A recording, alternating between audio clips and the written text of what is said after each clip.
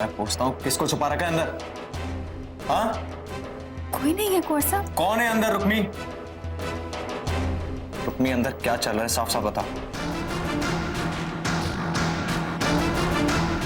मैं खुद ही जाके देख लेता हूँ। कुंवर साहब, कोई नहीं है अंदर। रुक्मी हट जाओ मेरे सामने से, मैं कहता हूँ हटो। कुंवर साहब, मैं कहता हूँ हटो। मोमन, तू यहाँ क्या कर रही है? इसी से पूछ लो। मेरी सोने की बाली जो मैंने सुबह को ड्रेसिंग टेबल पे रखी थी, पता नहीं कहां चली गई। मेरे अलावा तो यही आई थी मेरे कमरे में साफ सफाई करने।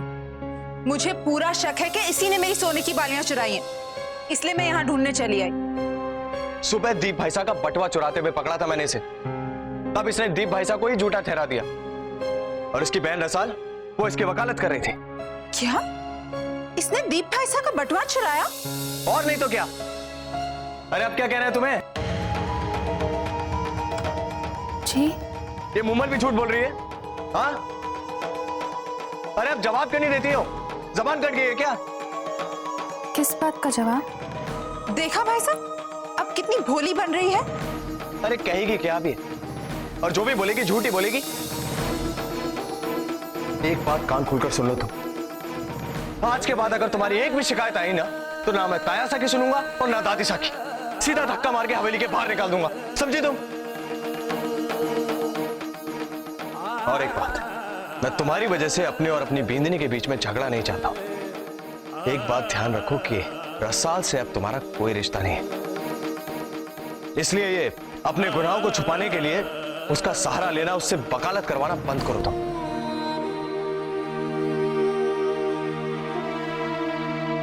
चलो मोहन।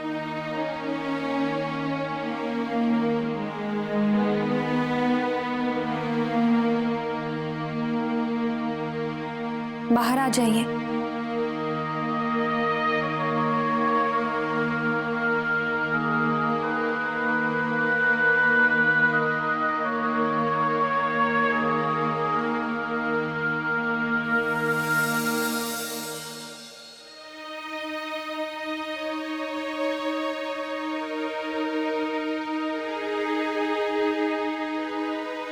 रुक्मी, आज रणवीर के साथ कोई तकरार हो गई है क्या? मैंने ना बताना चाहूं तो कोई बात नहीं।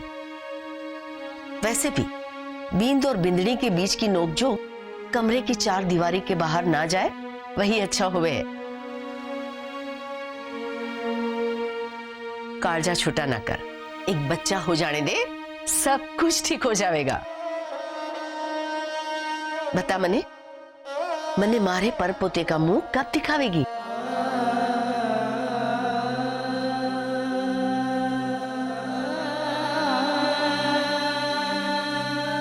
लो, सही समय पर रणवीर भी आ गए हो। थोक दियो दादी से। दूधो नहाओ पूतो फलो। रणवीर बेटा, अब तू ही मने बता, तुम दोनों मने मारे परपोते का मुंह कब दिखा रहे हो?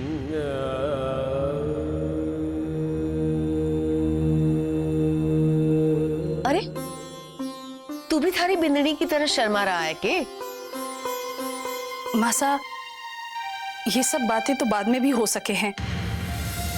अभी तुझे आपका आशीर्वाद लेने आए हुए हैं। आज इसके ऑफिस में इसकी बहुत जरूरी मीटिंग है। बेटा रणबीर, दादी सा से आशीर्वाद ले लियो ना।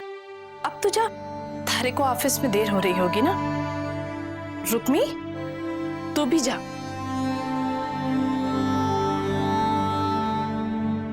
रणवीर, अब रुक्मी से झगड़ना बंद कर दे, समझा इसे? अरे उसका मन बड़ा कोमल है, और तू भी। मासा, आप भी नाश्ता ले लो। आपके लिए मैं नाश्ता भिजवा देती हूँ। रणबीर, जा। जी। कमल, मैं इस कमरे में बंद हूं, इसका मतलब ये नहीं है कि मेरी जबान पे भी ताले लगा दिए जाए। आगे से ख्याल रहे, जब मैं बात कर रही हूं बीच में कभी बोलना मत। जी माँ साहब।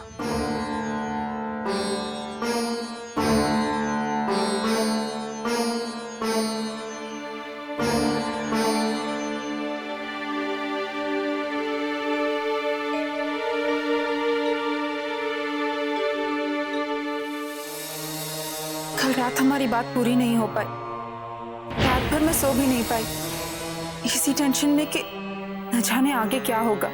तुम्हें चिंता करने की कोई जरूरत नहीं है, सब ठीक हो जाएगा, मैंने प्लान कर लिया है। और हाँ, बाय द वे, उस रुक्मी को मेरी तरफ से थैंक्स बोलना। कल रात टेंशन में कह नहीं पाया। और हाँ, ये भी कहना कि कल रात को मेरी वजह से जो सुनना पड़ा उसके लिए I am sorry. Are you mad? तुम जानते हो ना, रुक्मी हमारे घर की नौकरानी है और तुम एक नौकरानी से सॉरी कहना चाहते हो? कोई और होता तो मैं मान भी लेती, पर रुक्मी? मोहित, तुम जानते नहीं हो रुक्मी कितनी बड़ी धोखेबाज है। मुझे तो नहीं लगता। कल रात जिस तरह तुम और तुम्हारे भाई उससे बातें कर रहे थे, तो उसने तुम्हारी किसी भी बात का पलट कर जवाब नहीं दिया। रुक्मी ने जवाब नहीं दिया क्योंकि उसके पास कोई जवाब था ही नहीं। पर तुम रुक्मी की तरफ इतनी हमदर्दी क्यों दिखा रहे हो? तुम जानते हो ना मैंने कितनी मुश्किल से फोन किया है। Okay okay, I am sorry. बोलो। मैं तुमसे मिलना चाहती हूँ। तुम बताओ कब और कहाँ मिलना है? घर से बाहर निकलने का बहाना सोचते ही मैं तुम्हें कॉल करती हूँ। Okay, bye.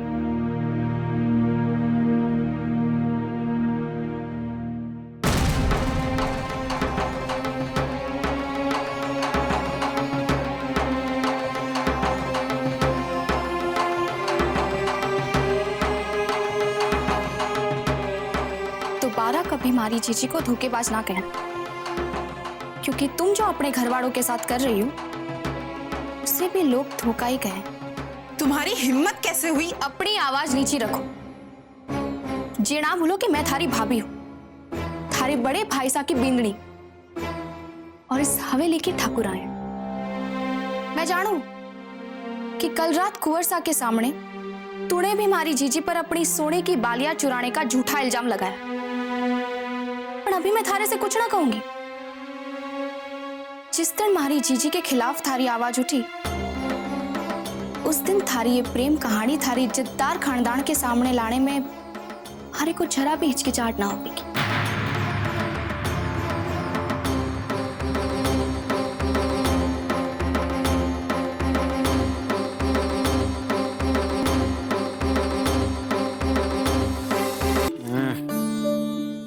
क्या कर रही है? सोने दे। कल रात आपने भी तो मन्ने को सोने नहीं दिया, तो इसलिए बदला ले रही है? छोड़ो। काम है मन्ने। ठाकुराइन करके काम करेगी ना, एक बींदनी जो अपने बींद और परिवार को खुश रखने के लिए कुछ भी करेगी। थारे को पता है ना थारे बीन को क्या चाहिए? जल्दी उठकर नीचे आओ, मैं आपका इंतजार कर रही हूँ। छोड़ो।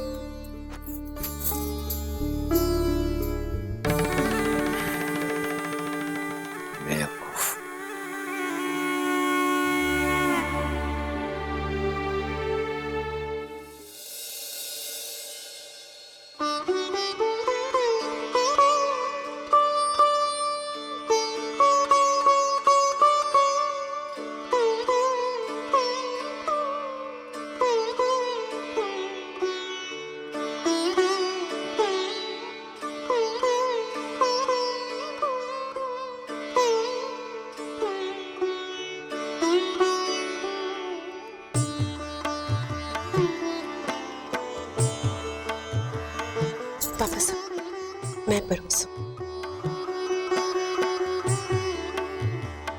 ये ठंडी हो गई है, मैं अपने वास्ते गर्म करके लाती हूँ। ठीक है बिंदनी।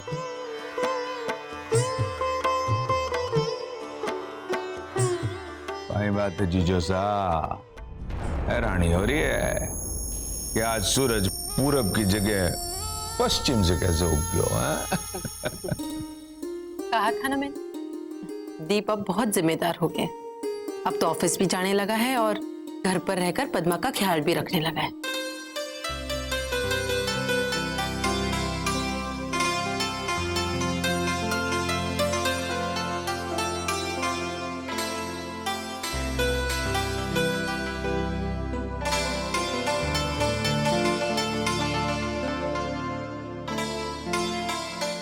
रोक दें ताया साहब। जी तो रे बेटा। मैं चलता हूँ ताया साहब, आज जिंदल एसोसिएट्स के साथ 11 बजे मेरी मीटिंग है। बेटा तने नाश्ता कियो? नहीं,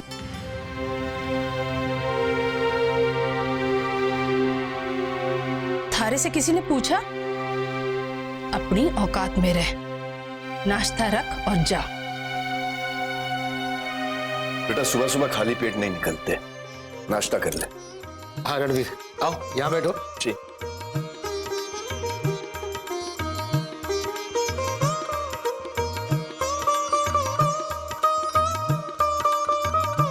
मूमल नाश्ता करने के लिए नहीं आई?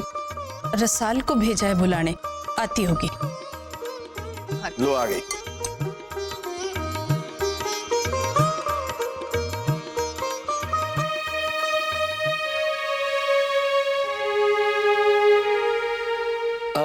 भाई साहब, मूमल के लिए ठाकुर बलदेव सिंह के बेटे का रिश्ता आया है।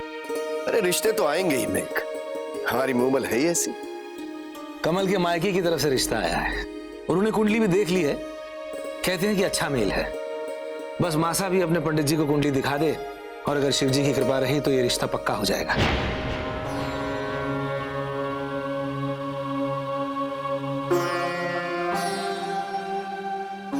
मूमल कटे जा रही है? अरे नाश्ता तो करके जा। मूमल, अपने ब्याह की बात सुनकर शर्मा गई होगी छोरी। भाई यही लक्षण हुए ठाकुरों की छोरी के।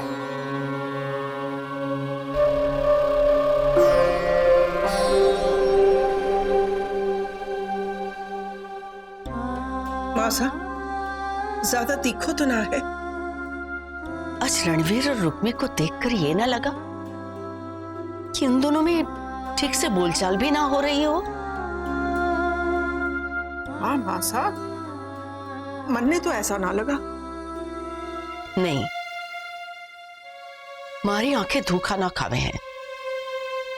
देखा, बच्चे की बात सुनते ही दोनों कैसे चुप हो गए।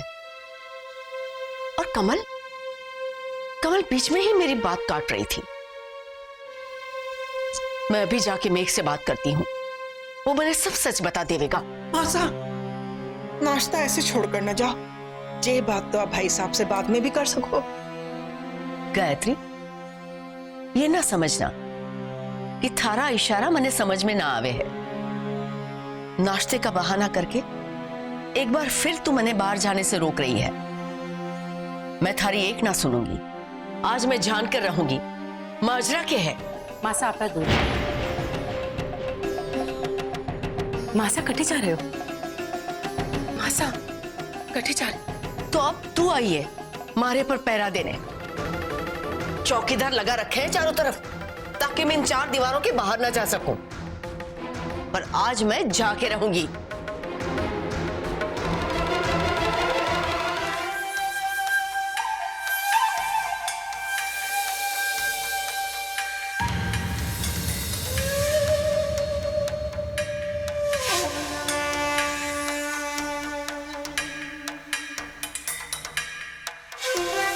तुम परोसो। नौकरानियों के हाथ से खाने की मुझे आदत नहीं है।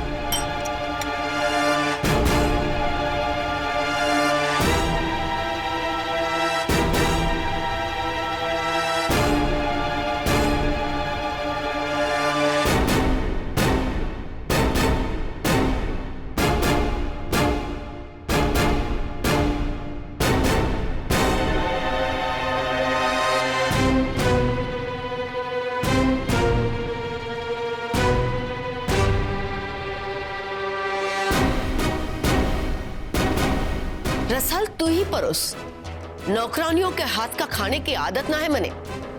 क्या मतलब है इसका? रुक्मी, तू बता मने, क्या चल रहा है ये सब? क्या सच है और क्या झूठ? अगर आपको किसी के मुंह से सच सुनना है तो हमारे मुंह से सुनिए। ये लोग सब हमारे ही कहने पर आज तक आपसे झूठ बोल रहे हैं। हमने रणवीर का दूसरा ब्याह करवा दिया है। रुक्मणी की छोटी बहन रसाल से।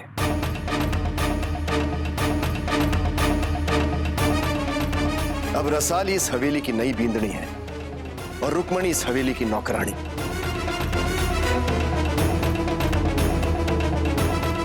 मतिया मारी गई है तुम सबकी।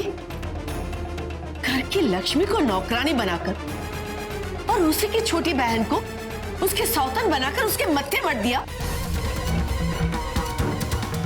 कि इसीलिए 24 घंटे मारे पर पहरा लगा दिया गया था कि मारे को तुम सबका ये कांड पता ना चले।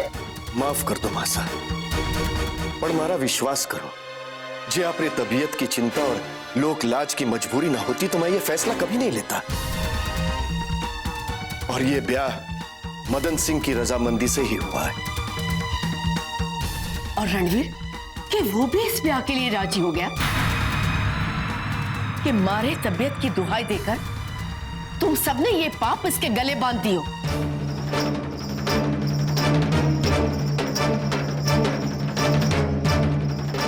चल अपना सामान बांध और निकल अट्ठे से। रुक्मी के अलावा इस हेली की और कोई बिंदनी हो ही ना सके है। रणवीर ने अग्नि को साक्षी मानकर रुक्मी के साथ फेरे लिए हैं। रुक्मी ही रणवीर की बिंदनी है। चल चल अट्ठे से।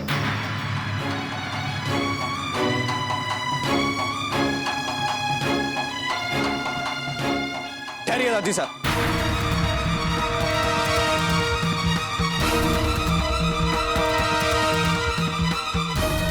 मेरा रुक्मी के साथ कोई रिश्ता नहीं है।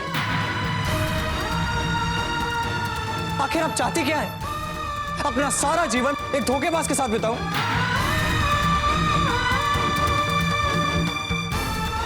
और रही बात 7 फेरे की,